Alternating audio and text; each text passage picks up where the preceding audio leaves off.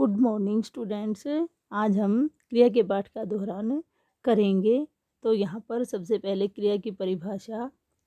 काम के होने या करने का पता क्रिया शब्दों से चलता है या जिन शब्दों से हमें किसी कार्य के होने या करने का बोध होता है वो क्रिया कहलाते हैं। फिर कर्म के आधार पर क्रिया के दो भेद होते हैं। पहला सकर्मक क्रिया, दूसरा अकर्मक क्रिया। सकर्मक क्रिया जिस क्रिया में या जिन वाक्यों में कर्म होता है वहाँ पर सकर्मक क्रिया होती है, या जिस क्रिया का फल कर्म पर पड़ता है वह सकर्मक क्रिया कहलाती है, और जिस क्रिया का फल सीधा कर्ता पर पड़े कर्म पर नहीं पड़े वह अकर्मक क्रिया कहलाती है। तो इस प्रकार कर्म के आधार पर क्रिया के दो भेद होते हैं। अगला है सकर्मक क्रिया के भी दो भेद होते हैं, एक कर्मक क्रिया और द्विकर्मक क्रिया। एक कर्मक क्रिया जिस क्रिया का एक कर्म होता है एक कर्मक क्रिया कहलाती है, और जिस क्रिया के दो कर्म होते हैं वह द्विकर्मक क्रिया कहलाती है। एक कर्मक क्रिया राम पत्र लिखता है, यहाँ पर अकेला एक पत्र कर्म है। दूसरा अध्यापक।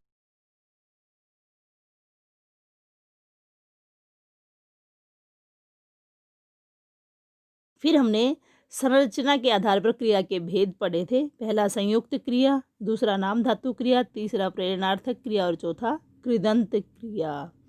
तो यहाँ पर नाम धातु क्रिया के कुछ शब्द जो बने हुए थे, संज्ञा से बनी नाम धातु क्रियाओं के बारे में यहाँ आपको बताना है, और इन सभी क्रियाओं की परिभाषा आपको याद करनी है। तो कुछ नाम धातु क्रियाएं हैं जो कि संज्ञा शब्दों से बनी हुई हैं।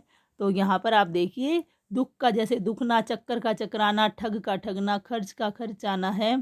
फिर सर्वनाम से जैसा कि हमने विशेषण के शब्दों को भी पढ़ा था, अपना से अपनाना, विशेषण से सठ से सठियाना, गर्म से गरमाना और मोटा से मुटाना, और अनुकरणवाची शब्दों से नाम धातु जो क्रियाएं बनती हैं, जैसे कि हिन हिन, घोड़े की हिनहिनाट वाला जो शब्द है उससे हिनहिनाना, खटखट दरवाजे की खटखट से खटखटाना, तारों के टिमटिम से टिमटिमाना, और थर थर से थरथराना और थप थप से थपथपाना। तो ये हमारी नाम धातु क्रियाएं हैं जो विभिन्न शब्दों से बनती हैं। तो इस प्रकार ये क्रिया का पाठ हमारा यहाँ पूरा हो जाता है। आपको सभी जो परिभाषाएं याद करनी है उदाहरण सहित, और पूरे पाठ को याद करना है। इसके बाद हम करते हैं काल के पाठ का रिवीजन।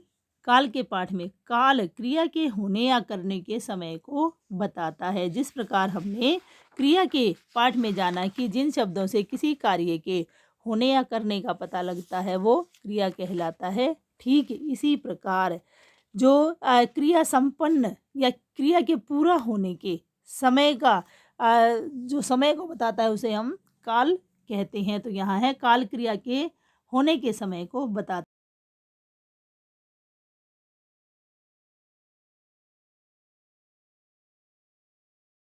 काल के तीन भेद होते हैं, भूतकाल, वर्तमान काल, भविष्यत काल। साधारण रूप से हमारे काल के यही तीन भेद होते हैं, लेकिन जैसे जैसे आपकी कक्षा बढ़ती जाती है उनमें ही आपका संक्षिप्त विवरण शुरू हो जाता है। तो यहाँ पर फिर भूतकाल के भी आपके 6 भेद होते हैं, सामान्य, आसन्न, पूर्ण, अपूर्ण, संदिग्ध और हेतु मद भूतकाल। ये 6 भेद होते हैं।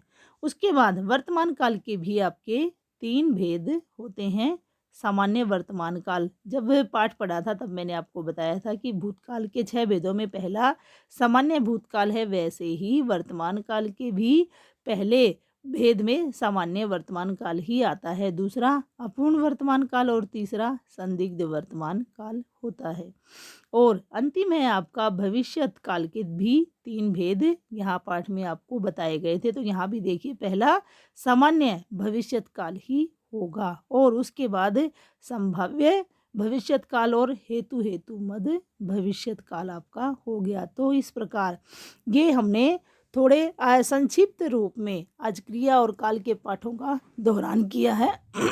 कल से आप सभी के सेकंड समेटिव एग्ज़ाम शुरू होने वाले हैं, तो उसके लिए जो आपको सिलेबस दिया गया है आप उस सारे सिलेबस का रिवीजन करेंगे, याद करेंगे, और उसके साथ साथ जो पेपर में प्रश्न आए हुए हैं या जो पेपर में प्रश्न आएंगे उनको अच्छे तरीके से पढ़कर उनका आप जवाब देंगे तो आप सभी के एग्ज़ाम अच्छे हों, इसी शुभ कामना के साथ है आपका दिन शुभ हो। धन्यवाद।